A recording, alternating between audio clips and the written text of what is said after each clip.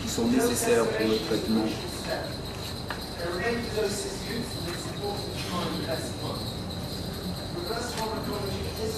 Donc cette pharmacologie, donc, à l'inverse ou inversée, donc, est une forme donc,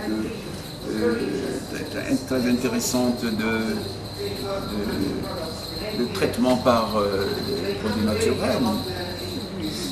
Et depuis longtemps, on a bien compris qu'on n'a pas pu trouver, on est passé à côté de quelque chose d'aussi utile que ce qui a été déjà trouvé.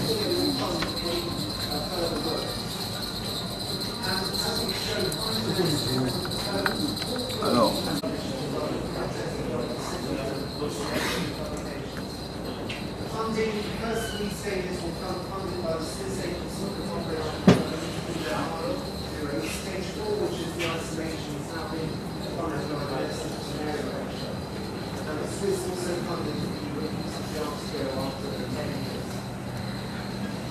so, I think that's all I wanted to say. Thank you very much. If you have any questions, I'll be very happy.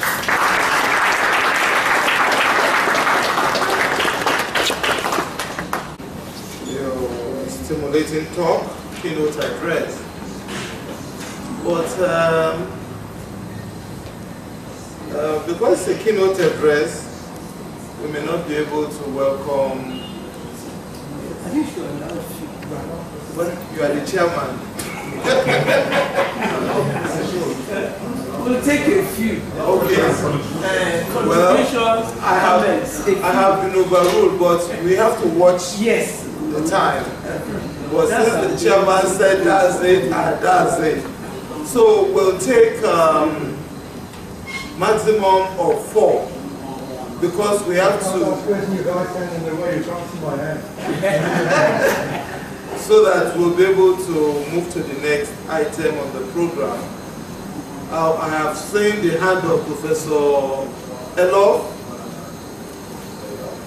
Because there is somebody from NIPRID, and NIPRID is very, very important in Nigeria. It is our Institute for National Institute for Pharmaceutical Research and Development, going to number 2. There is that lady there. Number 3. Number 4. Congratulations. Have you considered comparing the chemical efficacy of plants with high berberine content compared to those low berberine? Because what you insert not berberine, you insert in the chemical efficacy. The short answer is no, we haven't done that. Okay, it takes a long time and it's quite expensive to do a clinical trial. And we haven't yet got varieties of plants that consistently have high or low levels of berberine. But we should do that, you're right. That would be an interesting way to take it forward.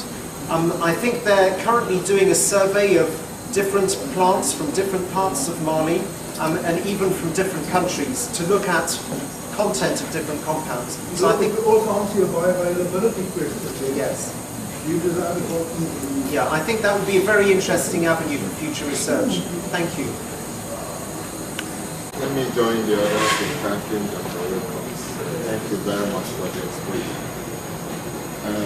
Two requests.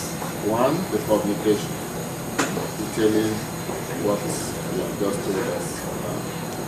Two, the team in the Democratic Republic of Congo that is working on nuclear propellant. Nuclear propellant. We would really like to come in contact with them.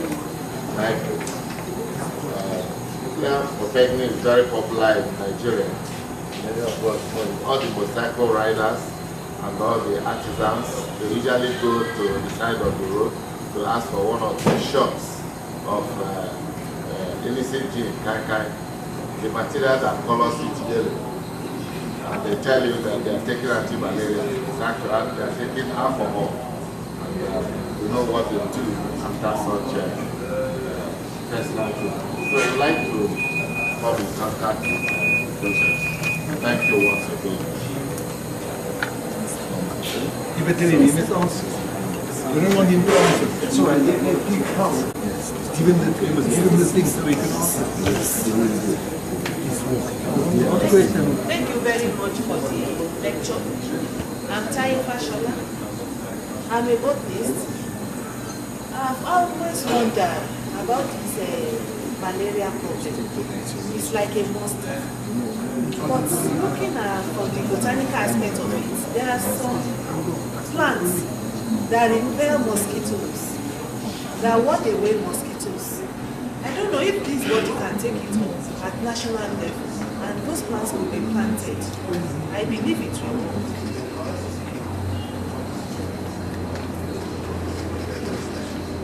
So let me reply to those two.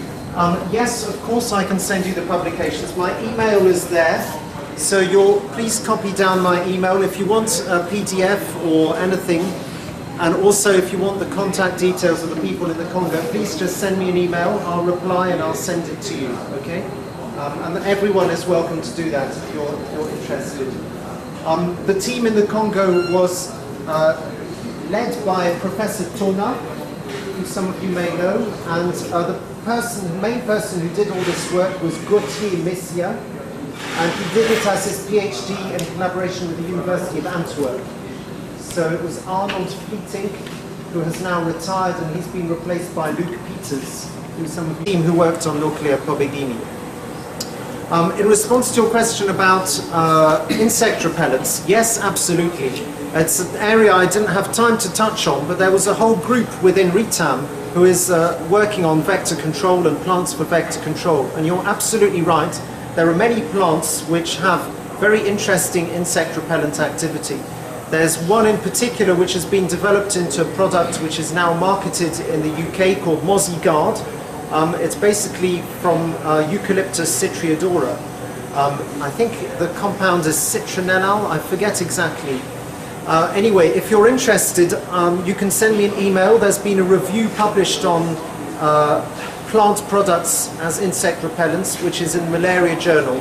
There was a special supplement of the Malaria Journal on natural products for malaria in 2011. So if you look up Malaria Journal, it's open access, it's freely available online, or if you can't find it, email me, I can send you the link or the PDF. But you're right, it's something that should be used. In fact, we put together a funding application to do something like this in Mali, and unfortunately we weren't successful in getting the funds, but I think it could be produced locally, cheaply, and it's a very important, I would say increasingly important area for preventing malaria. It's interesting that natural selection now has been favoring mosquitoes which bite earlier.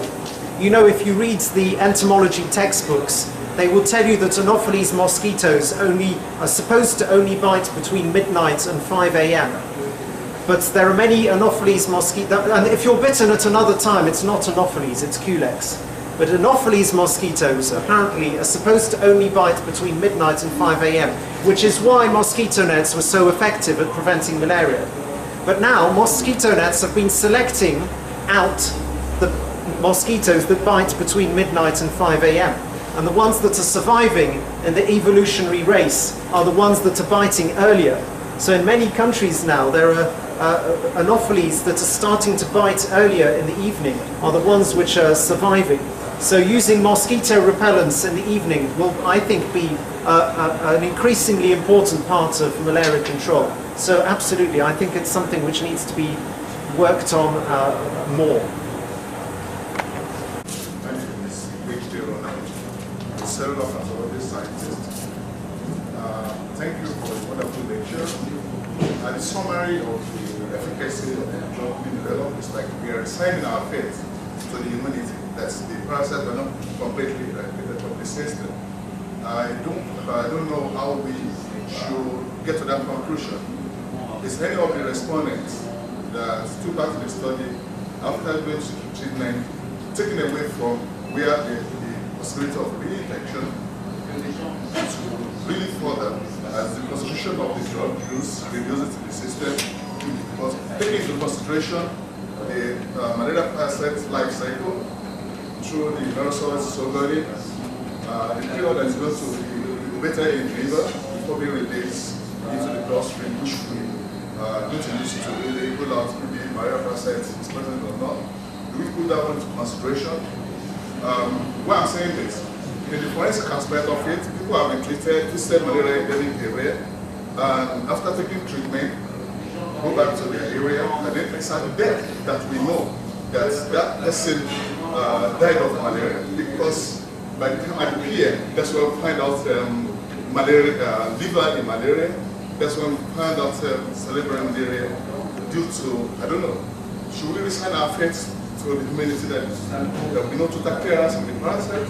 I could be able to confirm that after treatment, do we take this subject to area that is not malaria endemic to continue testing the drug until probably they will take care of it? That's the question. The role of the immune system in malaria, and it's one that I can't answer properly, but I can maybe give you a few ideas.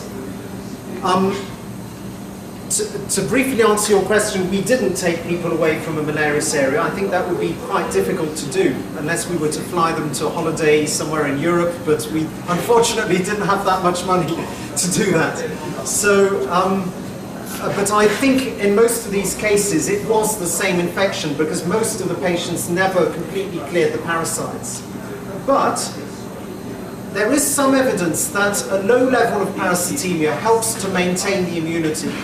So there are some studies that have been done in vaccine trials where they clear the parasitemia completely with a highly effective antimalarial.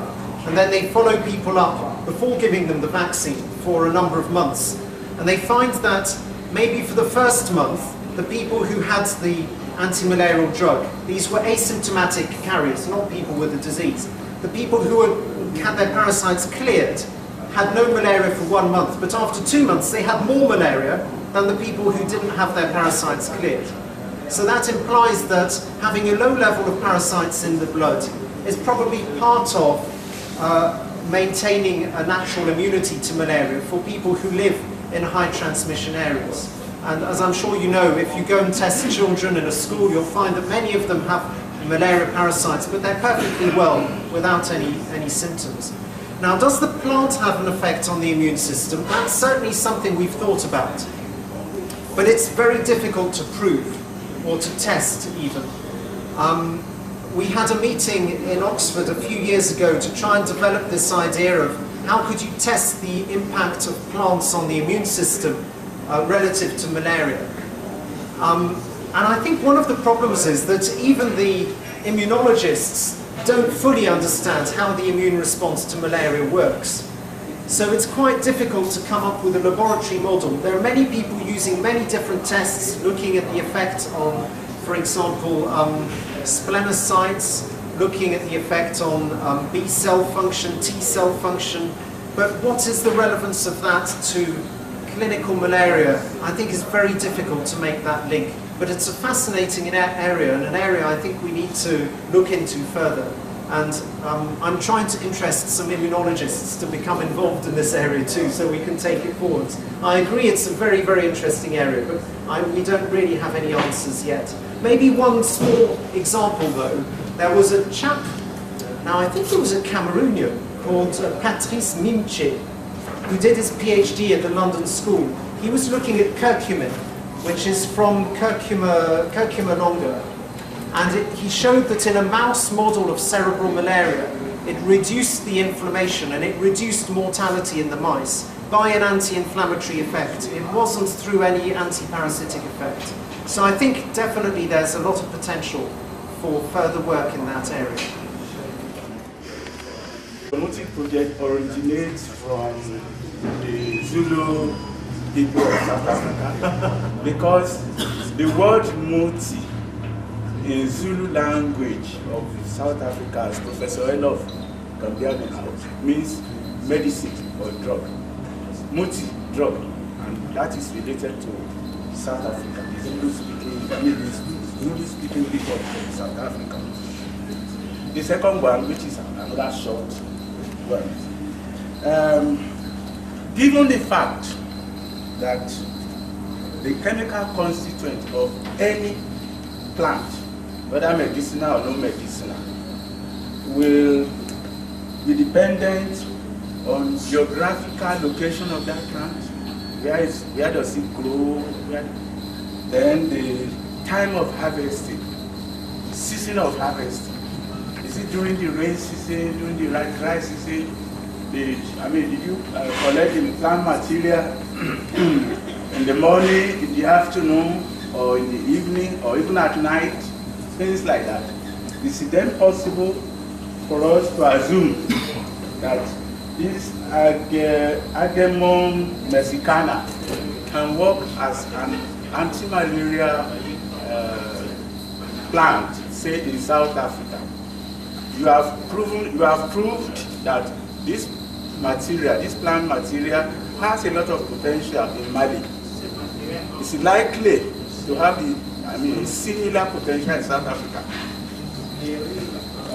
Thank you very much. So the answer to the first question about the name Muti is yes, that was part of the reason for choosing that acronym. Because it's a Muti, I perhaps didn't mention, I should have mentioned, it's a collaboration between several different universities. In Europe there's Oslo, Amsterdam and Oxford, and in Africa there's Bamako, Makerere in Uganda, Free State University in Bloemfontein in South Africa, and the University of the Western Cape in South Africa. So it's a multi-university consortium. And it was the South African partners who suggested that Muti would be a good name for the project. So that is where the name comes from. The work on Argemone mexicana, though, was done before Muti. Muti started in 2011, and the work in Mali was done before that. So we're not directly planning to translate the Argemone mexicana to South Africa, but your question about could the plant work elsewhere is a good one. And as I mentioned before, the team in Geneva is collecting samples of Argemone mexicana from different parts of Mali, and I think even from some different countries, to compare the phytochemical profile. So we hope that the answer is yes, but we're not absolutely sure, and we need to check whether the active constituents are the same. And as you rightly point out, the time of harvesting may be important, and that needs to be checked as well. In Mali, at least, this plant grows during the wet season, and it flowers at the end of the wet season, around January, February. So, in fact, if you want to have enough plant material to use at the beginning of the rainy season, when malaria begins, in Mali that tends to be July, then you need to harvest it around February, March, April, and dry it and store it, because the plant is not available in July at the beginning of the malaria season. It's only really ready to harvest towards the end of the malaria season in January, February. But those are important questions to look into. Thank you. Thank you very much. Started about 10 years back when he ventured into intensive research into medicinal uses of plants. It is unique in the sense that he did not limit himself to just looking for plants that are active. He was also disseminating information about the same. That is, he was not selfish about it. And this he did through publications, seminars, conferences, and workshops. And he established a monastery's herbal clinic at Ewo. So when you visit Ewo, it's not only a monastery, it's also a herbal clinic, where he has a hospital that does right diagnosis and attempts to cure some of these ailments using herbal products.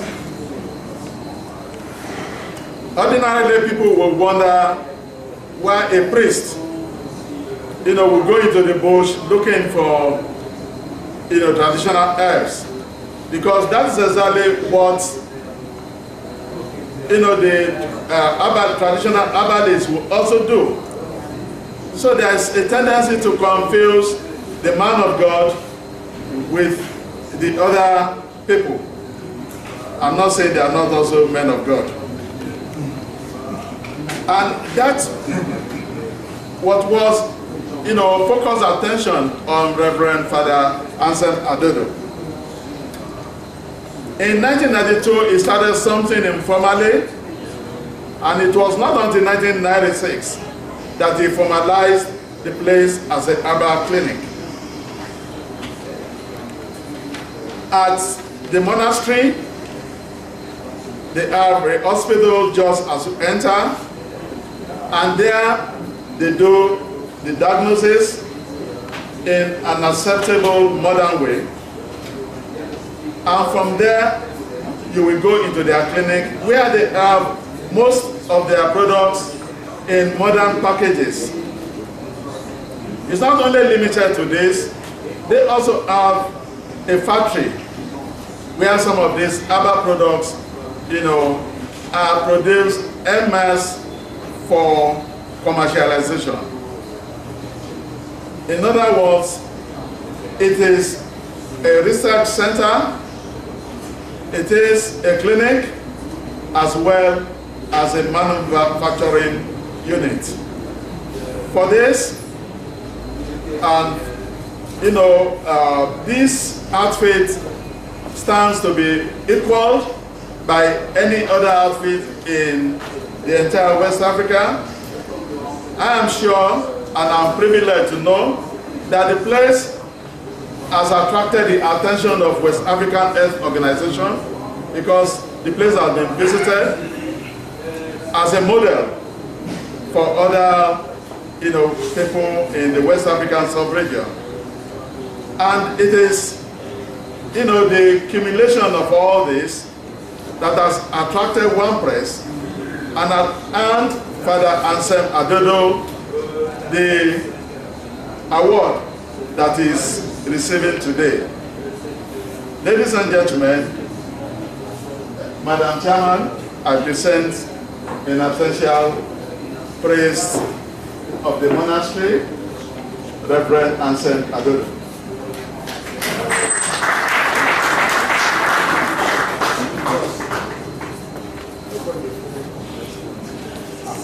This award is presented to Reverend Father Anselm Adodo in recognition of his contribution to herbal drug production.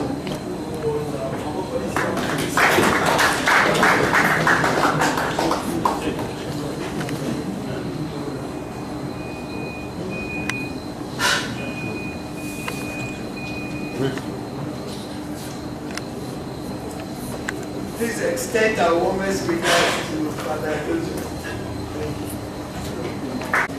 Afe Babalola, the founder of Afe Babalola University, Ado-Ekiti, and here to represent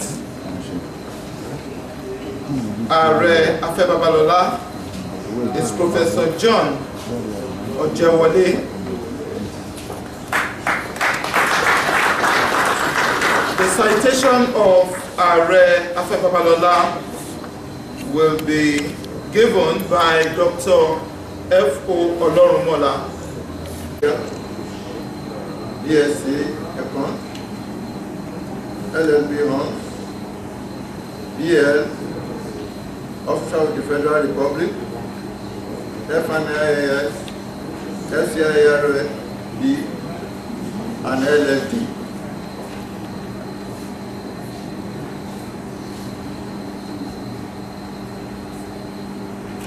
Chief Afe Babalola is the founder of Afe Babalola and Co., popularly known as Emmanuel Chambers.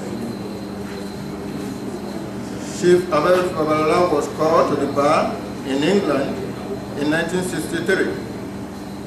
He is a member of the Lincolns in London, a registered member of the Bar of England and Wales, and a distinguished member of the Nigerian Bar.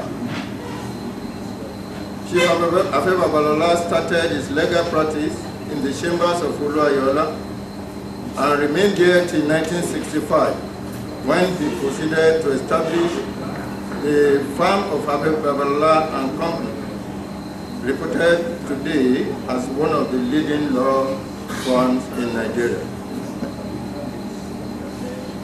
He was admitted into the Nigerian Inner Bar as a senior advanced advocate of Nigeria, which is SAN, in 1987.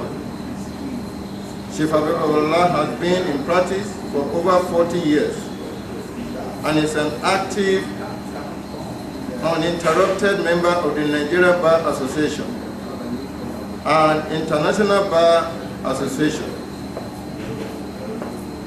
He is a fellow of the Nigerian Institute of Advanced Studies, a fellow of the Chartered Institute of Arbitrators Nigeria, fellow of the Leadership Institute of Nigeria, member of the Body of Benchers, the highest legal body in Nigeria. He was the Pro-Chancellor of the University of Lagos from 2001 to 2007. Nigeria, a traditional chief and a holder of the prestigious award of the Officer of the Order of the Federal Republic of Nigeria. An advocate par excellence, Chief Afe Babalola has made outstanding contributions to the development of Nigerian law and jurisprudence through advocacy in court. This is evident from the celebrated cases which he has handled and the notable personalities and corporate bodies who constitute his clientele. Apart from being a legal luminary, Chief Afe Babalola is an erudite author. He has to his credit several legal books, namely Injunctions and Enforcement of Order, Law and Practice of Evidence in Nigeria, Enforcement of Judgment, and Election Law and Practice, etc., all of which have contributed immensely to the promotion of legal education and practice in Nigeria. He has also authored over 200 legal and non-legal articles contained in law books and journals, some of which work he had delivered as a lecturer at various events. Chief Afe Babalola is not only a legal luminary, he's a lecturer. He has been a lecturer at the Nigerian Institute of Advanced Legal Studies, visiting lecturer at the postgraduate schools of the University of Lagos and University of Ibadan, as well as the Center of African Law and Development Studies. He is also the author of Youth and the Law, a column published by the Nigerian Tribune newspaper. Chief Afe Babalola is a man of many parts. Apart from being a legal luminary and an academic, he is also a farmer. To introduce Chief Afe Babalola as one of the awardees in this conference, hereby ably represented by Professor Ojewole.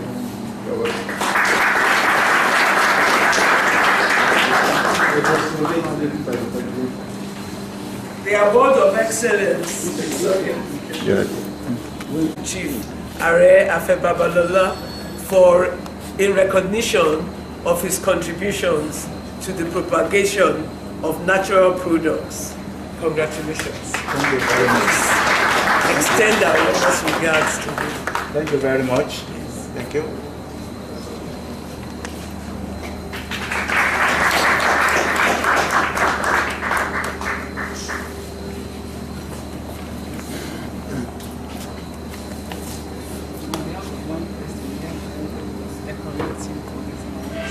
Thank you very much. To read the citation is F.D. Adewoyin, and Raymond Dopesi is going to be represented here by Mr. Alamu. Mr. Alamu is the head of Oshobo Broker Center of Dar Communication PLC. Citation for High Chief Raymond Dokpesi. The Nigerian Port Authority as a marine officer cadet in 1969 before proceeding to Poland for further studies. He lectured in the University of Gdańsk, Poland as assistant lecturer in marine transport economics before returning to Nigeria. While in Poland as a student, he held the following position: President of Nigerian Students' Union, Gdańsk, Poland from 1972 to 1974, President of African Students' Union, Poland since 1973, President of Nigerian Students, Eastern Europe since 1974. Before venturing into private business, he worked with both the Nigerian Port Authority and the Federal Ministry of Transport in different capacities. Dr. Dokpesi is a seasoned and accomplished entrepreneur and an investor who understands the dynamics of private broadcasting, business management. He's a fellow, member of many professional organizations, and a recipient of many prestigious awards, including Dr. Kwame Nkrumah African Leadership Award and a gold medal for excellence in business practice awarded by the Foundation for Excellence in Business Practice, an organ of the United Nations based in Geneva, Switzerland. Dr. Dokpesi is a marine transport engineer and attended Ebenezer African Church School in Ibadan, Loyola College Ibadan, and Immaculate Conception College, Benin City. From 1969 to 1973, he attended Wiziza, Sikota, Moscow. This must be in China. He attended Wiziza, Sikota, Moscow, Kenya, where he obtained a BSc in Marine Engineering. He also obtained a postgraduate master's in Marine Transport Engineering from the same university in 1975. In 1977, Dr. Dokpesi obtained his doctoral degree from the University of Gdańsk, Sopot. He received a first class degree, the best in 50 years in Poland, and a distinction in masters. Please join me in recognizing Dr. Dokpesi. Congratulations. This award of excellence is for distinguished media practice. Thank you very much.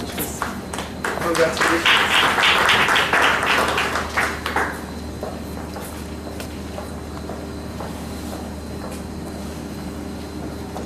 Thank you.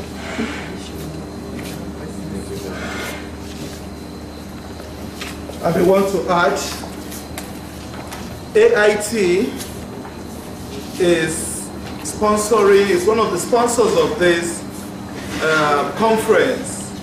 In fact, last Friday, on the 1st of August, the Executive Secretary, National Coordinator, myself, the International Secretary, Million, but because of their sponsorship and this, we were able to broadcast to the whole nation.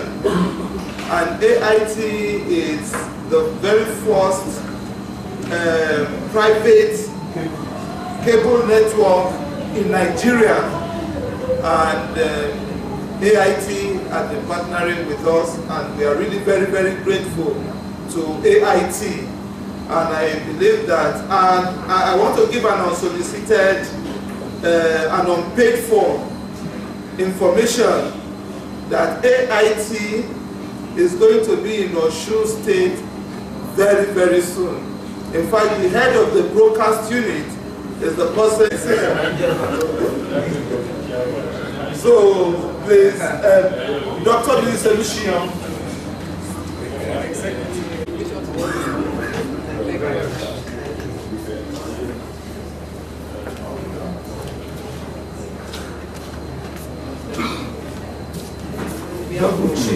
Double shift.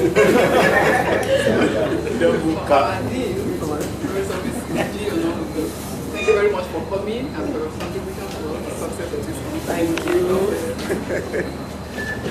That's an hour. This one feels okay, we have one person. Thank you very much. Come on, please let them listen. Enough photograph for them. It's for network. The Executive Secretary of One Press, thank you very much, sir, for your contribution and effort and success in this house.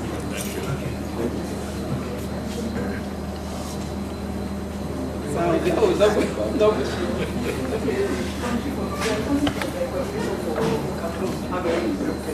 Thank you very much for coming.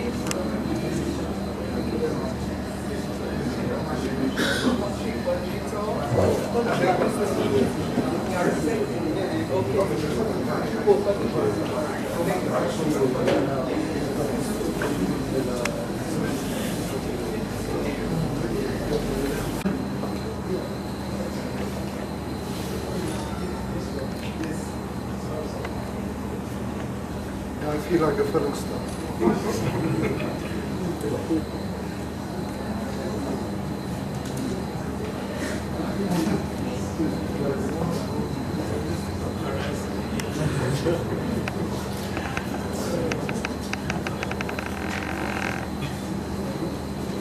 The paparazzis, please.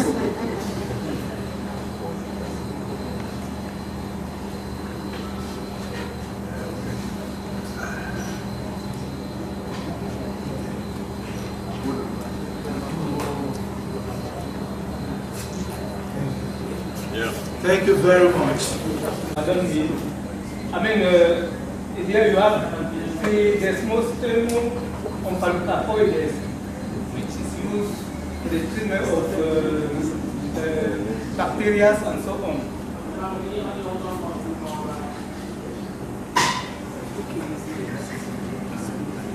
In this slide, you have the medicinal use of sabotacea from diabetes to the cancer cells. Our methodology. Usually, when you have a plant, we grind it into the powder and extract it with dichloromethane, methanol, 1,1, then with methanol, pure methanol. Then the extract that you have obtained is fractionated into hexane, ethyl acetate, N-butanol. Once we have those fractions, we pass through the chromatography techniques, column chromatography, HPLC, Cepadex, and then we use various detection methods and various solvent systems. I don't want to borrow the system. After the purification of the compound, we pass now to the structural elucidation using different spectroscopy techniques from NMR, IR, mass spec, and so now I'm going to present the results that we have obtained from those plants. We have more we have isolated 6 new other that you can see there. And we have the same substitute on the arid group, methoxy or hydroxy. And then from these two products, we get chemical acid and then we develop as a document. They were these products as a treatment. So you can see this through the photon NMR here. Comme cela se voit à partir du protonement, regardez donc la distribution telle que nous l'avons présentée sur ce diapo.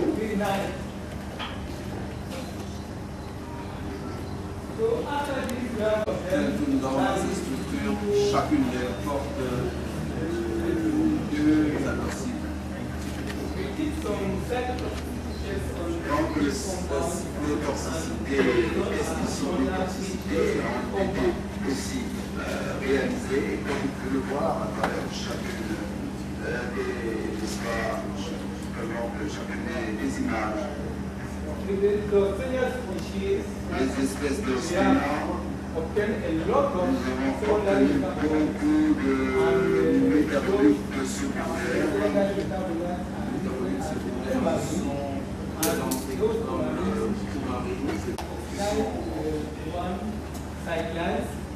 And we have also the germinal groups. And from the NMS, you can easily identify those groups easily. So now the first group of flavonoids is monochalcones, and we have here their activities under each compound. We have the delegated monochalcones, and they show also anti-malaria activities. And under each compound, you can easily see their activities. We have the ICP.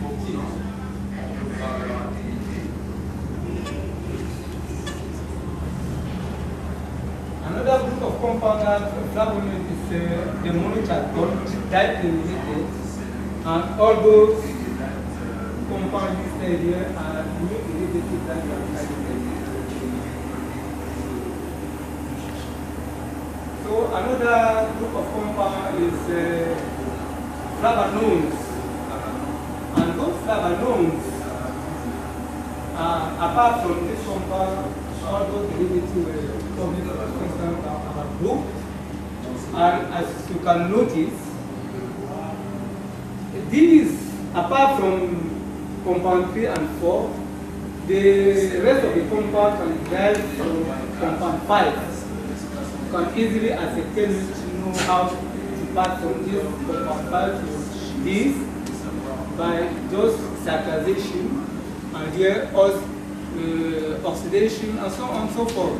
So you can derive those compounds from compound 5. Separate the two compounds. So we try to see whether by the reduction of this double bond, we can obtain this compound pure. So we were expecting to get this compound, but finally, during our reduction process, we obtain a different compound. That the structure is here, a lactone. We obtain a lactone. And the structure of the lactone was confirmed also by the X-ray chromatography. It was really quite strange. So we did not separate the mixture. And we are still working on it to see how the mixture can be separated.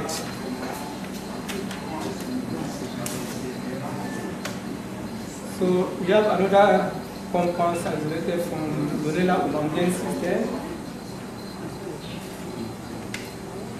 Satosterol from this plant.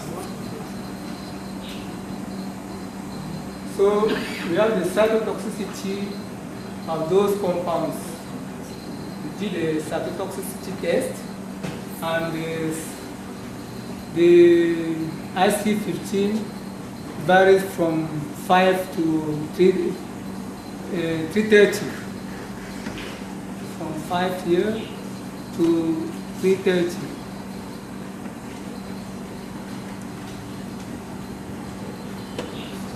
We did also antimicrobial activity on those compounds, and the results are listed there. And you see, we have here compound 1,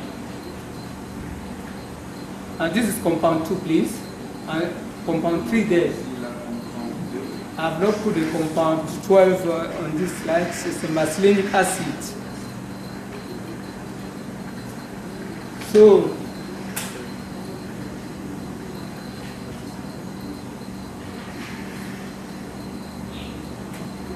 well, In these slides, my office is somewhere here. I'm hiding myself inside here, and my group also is the other side of the lab. So this is the group. You have some of them have already been graduated with their PhD, and they are colleagues of mine already. See this tall guy is already a colleague of mine. He's a senior lecturer. So this is a recent picture that I've taken in my office. I'm sitting there as a boss. And some of them are already, these two guys are associate professor already. They are associate professor. And this is a bit dark there, but it's also an assistant lecturer.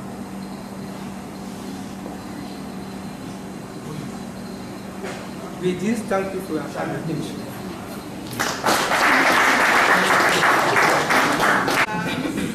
Annex going to be delivered by Professor T.A. Olugbade from Obafemi Awolowo University, Nigeria here.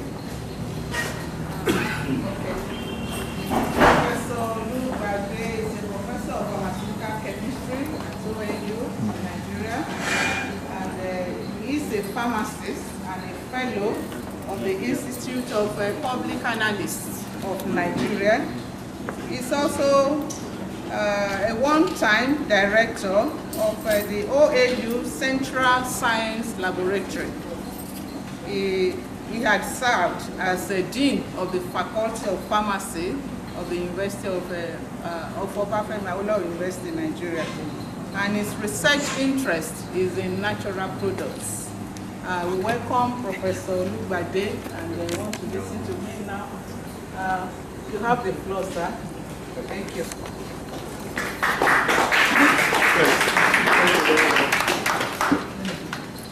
I'm hoping to copy my predecessor by finishing 10 minutes before time. But I have a different motive for it.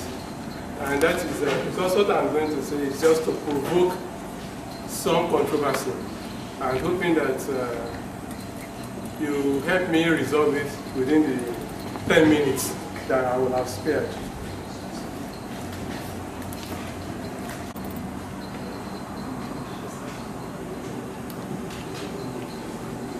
The highlight of the discussion with respect to talking about the options in development of natural products, the options that we seem to be confronted with, and then we look to have a general review of active metabolites from African agriculture, reach some conclusions, and of course, in acknowledgement, I will call attention to some major reviews that I had to consult in this process.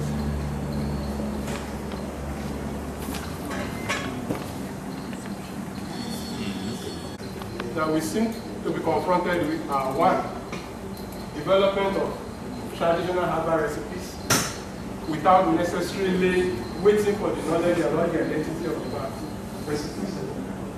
And the other one, development of drugs based on a systematic activity-directed isolation of secondary metabolites from medicinal plants.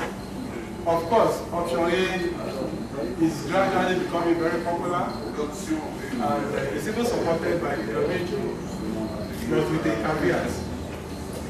That is assurance of safety, efficacy, and some level of standardization. Since I was to speak about the second option, I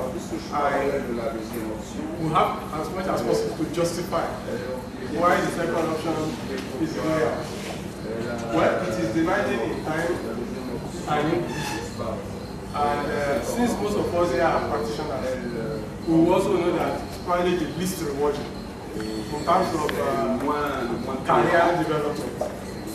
I mean, you could spend so much time and never end up with a new chemical entity, which means no one can, or you may not get a new activity, and that makes it very, very good for you. In some cases, the pure isolate has not been able to reproduce the potency of plant extracts, suggesting that contribution from combination of other great concentration are very good to play. However, I think this section is really to say in terms of the university and subsequent optimization. And it also creates better opportunities for safe and rational use control. As an illustration, we can revisit the case that we know very well, and that is the development of penicillin-based drugs. One, this is a recipe that has been known in Chinese medicine for over 2,000 years. And the landmark was when penicillin was isolated and described as the active principle in the 1970s. And what followed was optimization to develop analogs for parenteral administration. We must remember that penicillin is not very soluble, and it took reduction and methylation to produce acetyl. It took introducing succinic acid to produce sodium acetonate for IV injection, which expanded the horizon in terms of application of the drug. And of course, it also provided an opportunity in terms of co-administration to address resistance as a preemptive measure to address resistance. And we can look at the WHO comment. WHO have to come out with a release in 2012 on the status of herbal preparations for the plants. So the fact that WHO does not recommend the use of annual plants material in any form, including tea for the treatment or prevention of malaria. Traditionally, what was used in China was in the form of tea. What readily comes to mind is crackylepin from which occurs both in tracheolepsis, salmonella, and celiac disease. I'm also pleased to note that there's a presentation from Ghana on the herbal products from this plant. But what is known is that the active principle, which is cryptolepin, has limited solubility, and it was not active sufficiently in animal studies to cure anti-malaria. And that also posed a lot of challenges. Like I said before, this is not a case to throw away the molecule, but this is a case for structural optimization to address both therapeutic and pharmacokinetic properties so that you can be put in. Another anti-malaria molecule that also comes to mind is one of the strychnos alkaloids from the Madagascar plant. Strychnopentamine in particular is known to be very active. Some of these have almost gone to the level of clinical studies. And we hope that if they are not themselves put to clinical use, that some derivatives or analogs will be found that will be very useful. Now, perhaps the most challenging today is still looking for antimicrobial agents from plant sources. While potencies of the same order as in antibiotics have been very, very rare, some plants, so many plants, have demonstrated promising activities. And activities of hundreds of pure isolates have been demonstrated. Some have indeed found use for external application or as antiseptic in mouthwash. Multi-component mixtures such as essential oils and resins are also useful.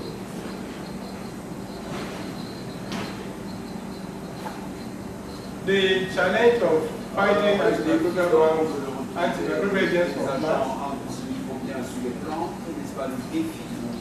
with respect to finding a potent compound of plant origin derived directly or by modification for clinical systemic use as the ultimate breakthrough. And I know that this is painstaking, and I did remember one of our studies on the Acalypha species. It leads me with a question whether we are working with an African medicinal plant or not. Because even though Acalypha ornamental species were introduced to Nigeria purely as ornaments, they are not native to Nigeria or Africa for that matter. They are from Polynesia and Melanesia. But for some reason, it had found use in traditional medicine. It has been adopted into Nigerian traditional medicine in treating skin infections. We worked on it extensively, and we thought it was, we were being patriotic by collecting local native Acalypha species. We screened several of them, and believe it or not, none of the native species had antifungal activities. The only ones with antifungal activities happen to be the ones that are foreign and introduced, and they are the used ones used in ornamental study, in ornamental practice. And we eventually found that the antimicrobial principles are geranine and corylagine. Again, bringing about the fact that after a very long tortuous journey, we just found that what we are discovering is a known molecule. Although it was even consoling that we were describing the antimicrobial property for the first time. This purpose for a challenge to vigorously embark on research with new strategies and extend studies to isolation and chemical modification to address any therapeutic or pharmacokinetic problems. Then, of course, I guess we must talk about antiviral plant metabolism beyond what we sometimes read in newspapers. With the continent as home to microbial and viral infectious disease, the need to intensify studies on discovering new drugs is very, very obvious. And several plant experts have shown activities against some pathogenic viruses, such as herpes simplex, hepatitis C, HIV, and so many. In particular, a few compounds that have been isolated, including a derivative of common veterinaric acid, is undergoing clinical evaluation.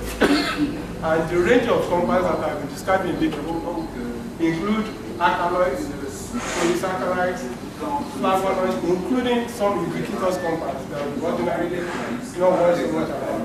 Lignans, procyanidins, L-argitannins, peptides, terpenoids, and of course, miscellaneous phenolic compounds.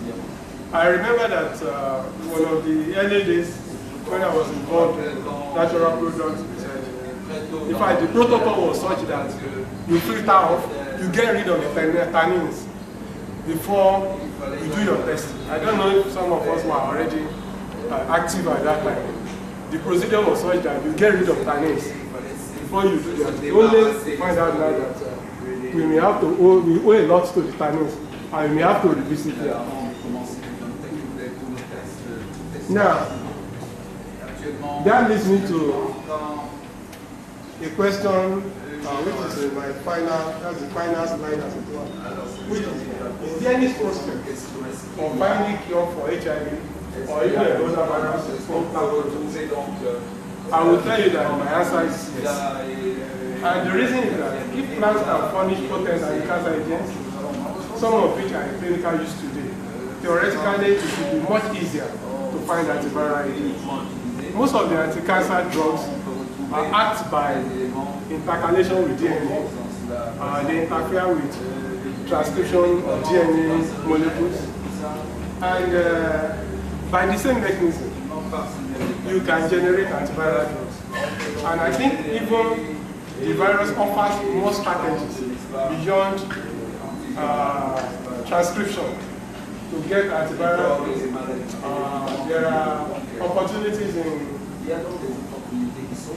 in absorption, penetration, on coating for proteins to get new coats, even releasing. These are additional sites that can be targeted for biological activity. And then the question now is, what do we have to do to get there? Again, I have only one answer. I guess we only need to get back to our laboratory and get to really in conclusion, the prospect of discovering new drug therapies to address endemic disease from African material parties and concerted conservatory policies are required to protect plant species. High throughput screening techniques must be adopted for efficiency. Then in-depth biological and chemical studies beyond preliminary levels are required. If utilization of active metabolites as cures of templates is to be achieved. And like I said before, I consulted several reviews, but majorly these are some of these are listed, and I'm sure Professor Love is one native is one of them. I borrowed a copy from Professor Dunay on the pharmacopoeia, and I think that's my presentation. And I hope that we can contribute to this discussion. Which way? Do we just go on with formulating herbal products, standardized, hoping that we can standardize them, or going all out to look for bioactive principles so that we have a chance of developing superior analogs? If you ask me before you make your conclusion, I think they are not mutually exclusive. It's just that we should not rest on ours, we should not rest with getting herbal products. It can even do a damage, especially with respect to infection, because we may be introducing resistance and thereby limiting the possible lifespan of the utilization of such products. Thank you very much.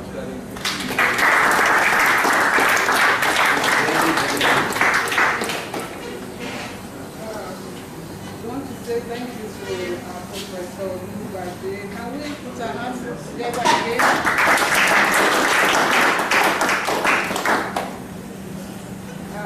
En levant le doigt, si vous avez besoin, n'est-ce pas, de poser des questions, de contribuer à cet exposé.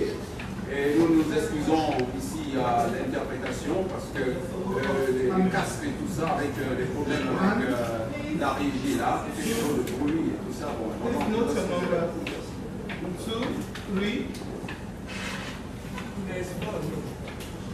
Bon, alors vous pouvez lever les doigts et vous poser des questions ou des commentaires.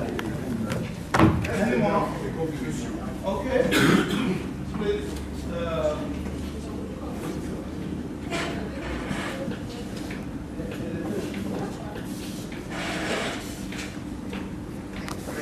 Merci beaucoup. Ma question est s'adresse au professeur. But I think it's also important to develop standardized herbal medicines. And I'll tell you why. There are several reasons. The first one is that sometimes, as I pointed out in my talk this morning, it's not possible to find one active compound. And even in Europe, we use some standardized herbal medicines. One example is St. John's wort, which is Hypericum perforatum. It's a very popular treatment for depression. It's been shown to be as effective as modern antidepressants in many clinical trials, many randomized controlled trials. And it has fewer side effects, in fact. But no one has ever managed to find what is the active compound. And probably there is not one single active compound. It's probably a mixture of all the compounds. And if it works, and if it's safe, then why delay? Why not just use it? So that's the first argument. The second one is about development of resistance. So you suggested that, or you quoted the WHO's fears that use of Artemisia annua would promote the development of resistance. I was at a conference in Nairobi in 2006 where there was a fierce debate between those people who thought it was going to promote resistance and those who didn't. And the truth is no one knows. There's no evidence one side or the other. It will be very difficult to prove whether or not it causes resistance. There are arguments on both sides.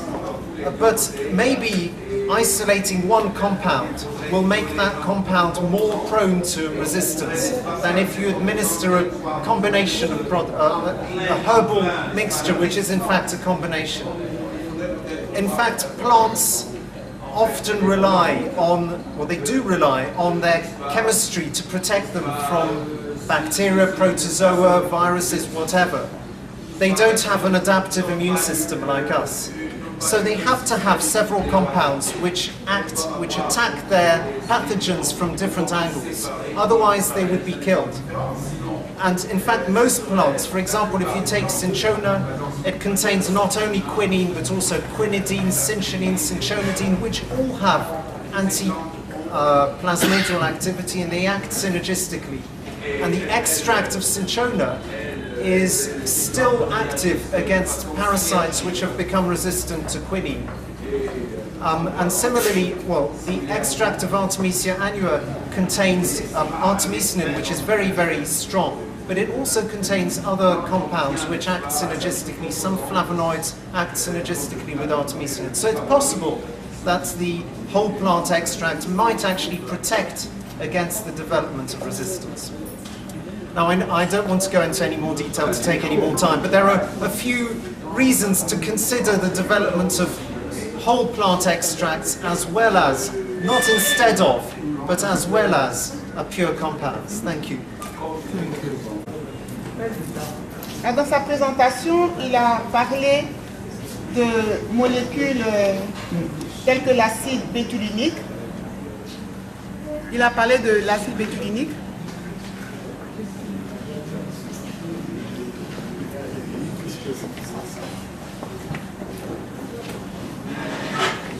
Est-ce que des travaux ont montré des résultats assez prometteurs?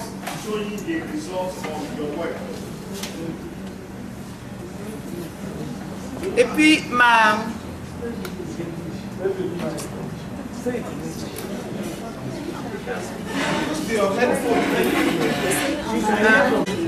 pour l'activité antirétrovirale et puis l'activité également anti-virus et l'hépatite.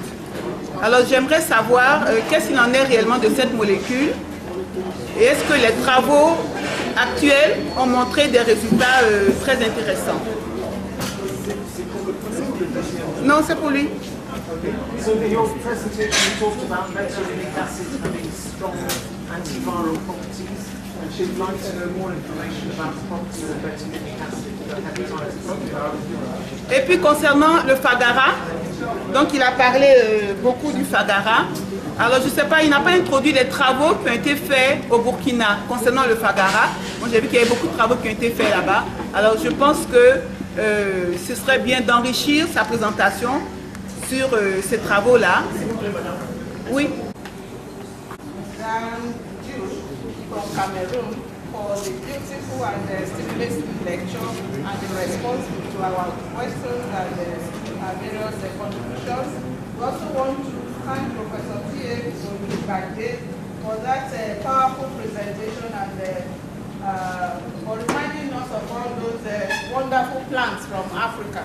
Because Africa is blessed and we pray that we'll be able to continue to harness those various gifts from nature and to solve human problems. I want also to thank all those who have seated patiently and to listen to these beautiful lectures, and we pray that we'll take it back to our laboratories and try to do more of the research. Thank you very much, and I think we are moving on to the next program. Thank you.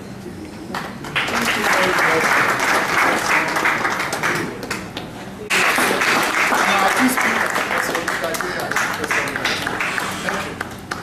The next, the chairman for the next session is Professor Kokos Elof from South Africa, and the rapporteurs for the last session will still continue with us. Prof, over to you. Thank you very much. There's 20 minutes per session. After 15 minutes, I'll give you a warning. After 20 minutes, I'll take this away. So, this was a fantastic discussion, the previous one. I was really very impressed by it. Maybe just one point before I start. I do not know of a single plant that does not have antibacterial activity. I do not know of a single plant that does not have antioxidant activity. If you don't state the concentration where you test it, you cannot make that statement. It's like saying something is non-toxic. You must determine the level. If you don't state, and if you look how contaminated our literature is, everybody says this plant's got antimicrobial activity, this one's got antioxidant activity. If you don't state the concentration where you test it, it really means nothing. So maybe that's just something to teach, because I try to teach my students, and then they try to go back into literature to find out what the concentration was, and sometimes you don't even find it in the publications. You know, my colleague, I'm sure I'm not preaching to Clement, but I think it's something that we must work on our own journal as well. Be critical that people must give the values. If they don't give the values, we're messing everything down. Okay. He says we've got 15 minutes talk or 5 minutes discussion. I'm chairman now. We'll see. I think it's a good guideline, 50 minutes for discussion. I won't waste any more time. We'll save a little bit of time. So the first presentation is Anselm Adodo and Odokun Sugun. Who's presenting? Oh, we have more time available. OP1. OP1. Okay.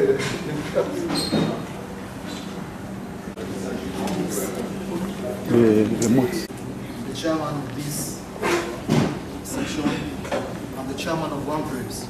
Once again, all the professors, the researchers, and the students here, once again I say welcome.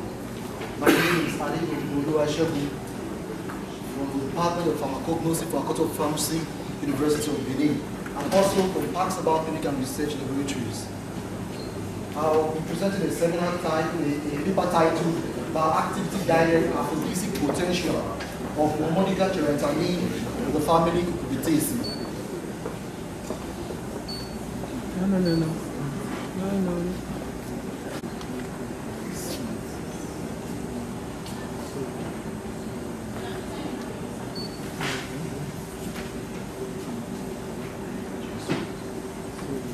I would like to sectionalize my presentation into introduction, materials and method, results and discussion, conclusion to the acknowledgement and reference. Introduction. Aphrodisiac, the word aphrodisiac was derived from the Greek word aphrodisiaco, which refers to the Greek goddess of love and sexuality. Many authors have given different definitions with regards to the concept of aphrodisiac. But Mato 2012 gave a comprehensive description of aphrodisiac as a substance when ingested, applied topically, smoked or snuffed, or delivered into the body through enemies can improve sexual potential. In the beginning, God created man and woman in the Garden of Eden, and he constituted marriage. And he based marriage on two major concepts. One, sexual gratification of both partners, and two, reproduction. These two concepts rely solely on the concept of sexuality. What are we saying? Johnson Internet 79 now gave sexuality as a multi-dimensional phenomenon. It covers both the psychological, the physical, the biological, and the behavioral dimension. For there to be a normal sexual function in man, most especially in man, the male copulatory organ, which we all know as the penis, and all factors regarding or revolving around it must work effectively and synergistically. In order to achieve this particular aim, results what is known as male sexual dysfunction. This dysfunction is a very great problem, and you may be surprised the next man sitting beside you may be having such a problem. Premature ejaculation and many other things. Now, a lot of statistical information has been given regards to the issue of male sexual dysfunction. In fact, it's all over the world. In 2003 says sexual dysfunction and male infertility has been quoted between 8 to 12% of all couples coming down home to Nigeria.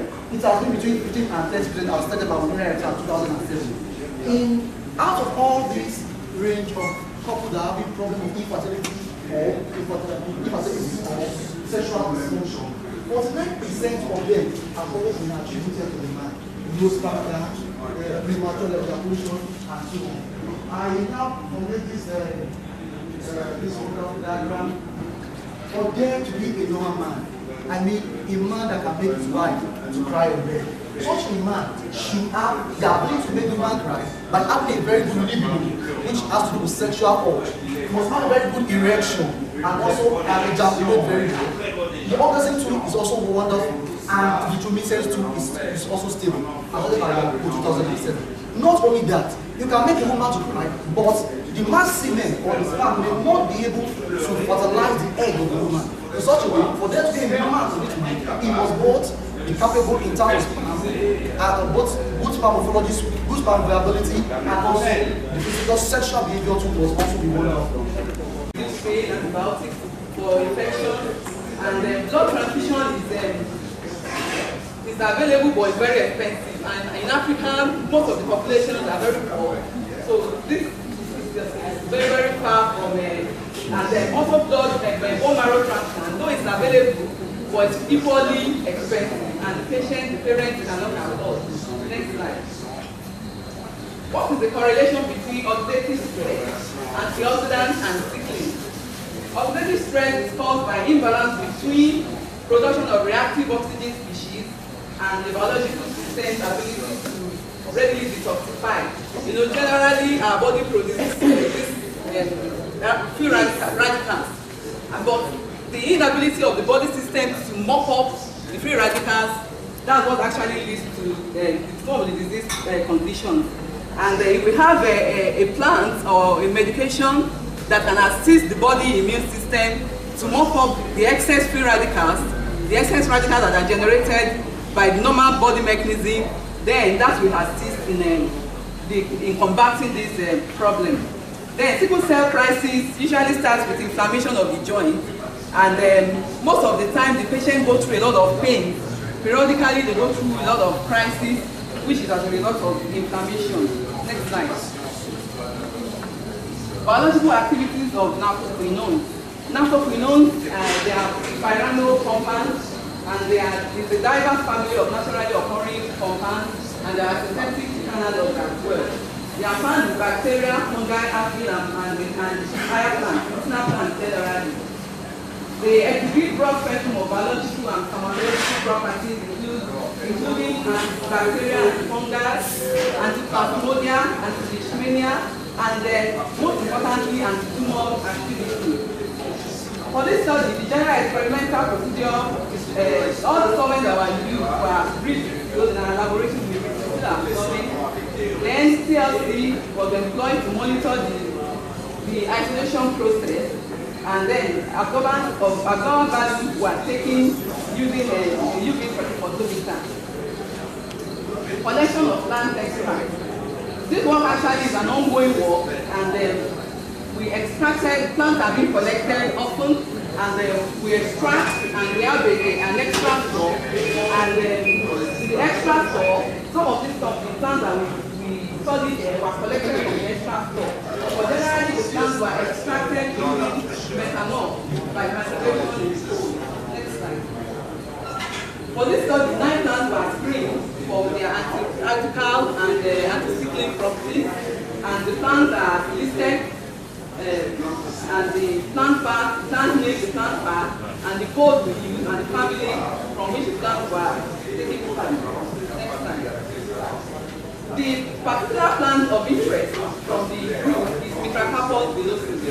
Mitracarpus villosus is synonym with Mitracarpus caba, and the common name is walking grass. The local name in Yoruba culture is Irawo-ile or Irawo-ale.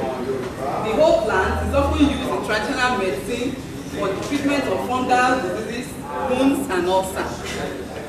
This is the photograph of the plant, showing the leaves and the stem. For this study, the inhibition of polymerization was conducted by blood of individuals with sickle cell disorder were obtained from the hematology department of the Obafemi Awolowo University Teaching Hospital, and people that individuals with sickle cell anemia routinely attend this clinic, and their blood were collected after due consent had been obtained, and after bringing the blood to the lab, the blood will be centrifuged for 15 minutes, and will be treated with 2% sodium metabisulfite to induce cycling of the red blood cells. And the absorbance value were taken for polymerization assay. The absorbance value was taken at 700 nanometer. The positive control is para-hydroxybenzoic acid, while the negative control is the HBS blood without test sample. DPPH free radical scavenging test was conducted in two methods were used: the qualitative test, which is the biotographic test, the TLC method, and the quantitative estimation was done by the user by using the spectrophotometer, and the absorbance value was taken at 517 nanometer. And the DPPH is 1,1-diphenyl picrihydrazine hydrate. Qualitative test for the biotography. Pre-coated TLC plates were spotted with solution of the extract or the fraction or isolate, as the case may be, and the plates were developed using appropriate solvent systems. Antioxidant spots were observed as yellow or whitish spots against the purple background. Spots were evaluated as follows. If the yellow spot appears immediately after spraying, then that spot can be termed as being strongly antioxidant. And if it appears within 30 minutes after spraying, it's active. But if it appears beyond 30 minutes, maybe overnight, then it is weakly antioxidant. After the study, after assaying all the 9 extracts using the two methods, the plants were ranked, and the ranking is as follows. The activity of the extracts were evaluated, and for the anti-sickling activity, the scale used is between 10 and 50% will be ranked as being weakly anti-sickling. Then if the activity is between 50 and 70, that plant will be ranked as being active. Any activity beyond 70% is strongly active. And then for the antioxidant, it follows the same. Next slide. After the ranking, the two plants emerged as the most promising. And we decided to take M. villosus because M. villosus was already available in our locality and it was easy to collect. So M. villosus was recollected because in the extra store we didn't have enough quantity for isolation. So M. villosus was collected in the new market area on OAU campus. The plant was further identified and authenticated, and we deposited the voucher specimen at the herbarium unit of the Department of Botany, OAU. The voucher specimen number is as indicated. The freshly collected old plant was then taken through this isolation procedure. After collection, about 4.5 kg of the plant, the fresh plant, was extracted in methanol for 48 hours in the cold by maceration. And we obtained a crude extract of 109 grams. And this was taken through a partition process. And the extract was partitioned between N-hexane, DCN, and ethyl acetate. The crude extract was suspended in water and partitioned in these three solvents. And we obtained the fractions, the hexane, the DCM, and ethyl acetate fraction as shown. The DCM fraction, after testing, after spotting and spraying with DPPH, showed anti-radical activity. And this was further partitioned or further taken through column chromatography, gradient elution, to give us 7 bulk fractions, MV1 to MV7. And interestingly, MVD3 showed anti-sickling activity, anti-radical activity. And this was further purified by VLC. And this afforded us the compound-coded MVD3A, just 3 milligram. And this 3 milligram was subjected to NMR studies. Okay, the result of our anti-sickling, the antioxidant, I said the two methods were used, the qualitative and the quantitative. For the quantitative anti-sickling activity, the result is as follows. Our MVW, which is the Mitracarpus villosus whole extract, at 3.125 milligram per mil, showed 91% activity, 91.6% activity.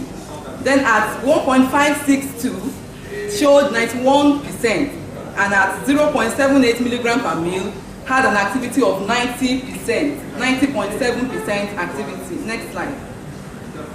Ascorbic acid, for that assay, ascorbic acid was used as a positive control. Then for the inhibition of polymerization, which we term IHP, of the HBS molecules by this extract, MVW also showed a very high activity. In fact, it's almost 900% activity. It's as active as the positive control, PHP. Next slide. And that still continues. This PHP, in fact, the activity was higher than PHP. Next slide. Then this shows us the comparative TLC plate of the bulk extract, the column bulk fractions of MVW. The plate on the left is the vanillin sulfuric spray plate, and the plate on the right is the DPPH plate.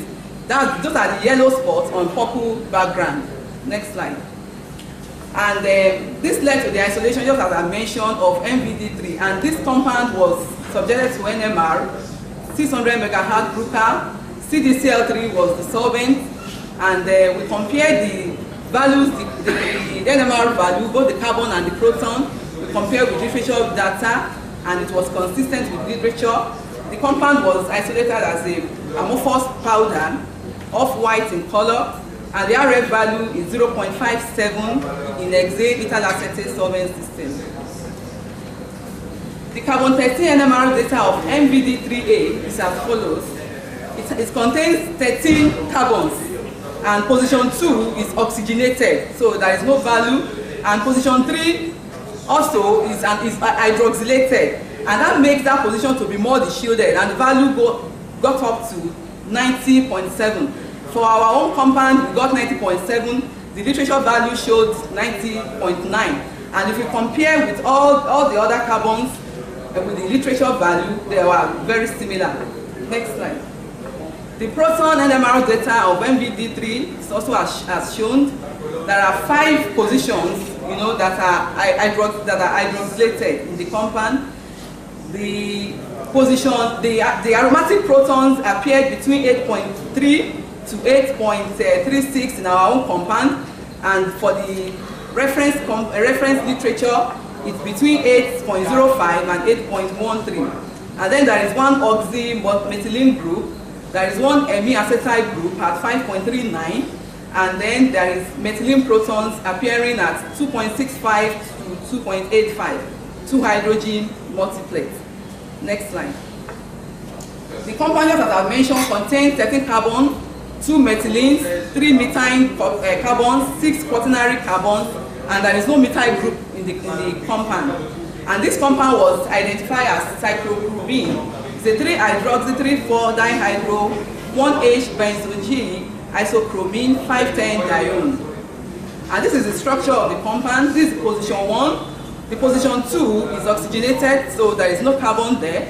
And then position 4 is most deshielded because of is a methyl carbon, but it's highly deshielded because of the OH group attached, and then another oxygen at position 2. And then okay, thank you. Next slide. This is the DPPH anti-radical biotography of the isolated compound. Next slide. Work in progress. The work still continues. We want to establish the potential anti-recycling property of this compound. Interestingly, in literature, just as I mentioned, there is no mention of anti-cycling property of naphthoquinones at all. I want to check if this compound will show any promise as an anti-cycling agent. And also we want to establish or estimate the quantitative anti-radical activity as well. And also, we would like to identify other compounds in the plant and also test them for their anti-cycling and anti-radical activity. Next slide. I would like to acknowledge Mr. Ife Oguno of the Department of Pharmacognosy for the plant collection and the identification, and Mr. Wale Adeloye, University of South Africa, Victoria, for NMR analysis, and Professor Oyokuda Eni for the compound identification. Thank you very much. These are the references. Some questions or comments? I'm surprised. So, up to 50% of children die before they get 5. So maybe And just look at those figures again. I always thought Nigeria was a mining place where sitting shells is. So because of other places in India as well. Just one question I want to ask. If there's bone marrow transplant, is the problem then resolved? The bone marrow transplant is the solution. Actually, it's a solution to the problem, but it's highly expensive. And it's not within the reach of the common people. I'm very interested in this. So you first have to destroy all the bone marrow itself. And then you transplant your bone marrow. I think it's a very important field. Thank you very much for looking at that field. Let's give her a hand. Our next presenter,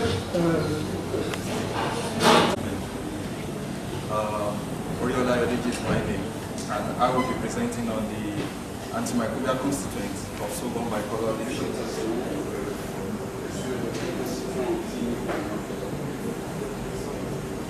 Sorghum bicolor belongs to the family of the Poaceae, and it is commonly called sorghum. In Nigeria, the Yoruba call sorghum okalaba, while in Hausa, it is called dawa. Sorghum bicolor, as we all know, is a staple food in most homes in Nigeria, and is the fifth leading economic cereal crop in the world. And presently the United States is the leading producer of sorghum bicolor, accounting for over 80% of production. Sorghum bicolor, as I also said earlier, the grains is mostly used domestically in the production of dye, but in recent times the leaf sheet has also been proposed to contain dyes, even the stem. And much interest has now been placed on the use of the leaf sheet in the production of dye. That's why ethnomedicinally, the leaf sheet is used in the treatment of arthritis and wound. It also promotes the health of unborn babies. And it is also used in the treatment of infectious diseases, especially those associated with digestive system. Biologically, sorghum bicolor leaf sheets has been reported to have antioxidant and anti-microbial activity.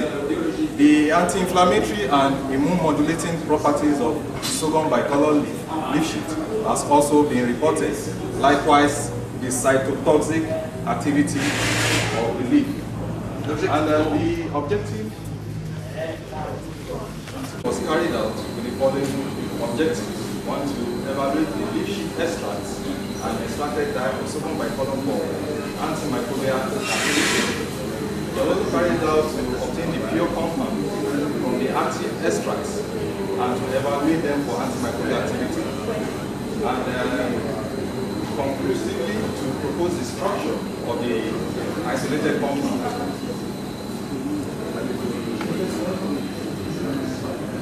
And in order for these objectives to be achieved, the following research methodology were adopted. The plant sorghum bicolor leaf sheet was actually obtained from Health Forever Products, Lagos, Nigeria. And 100 grams each of the powdered plant material were extracted using dye extraction. For the dye extraction, the method used according to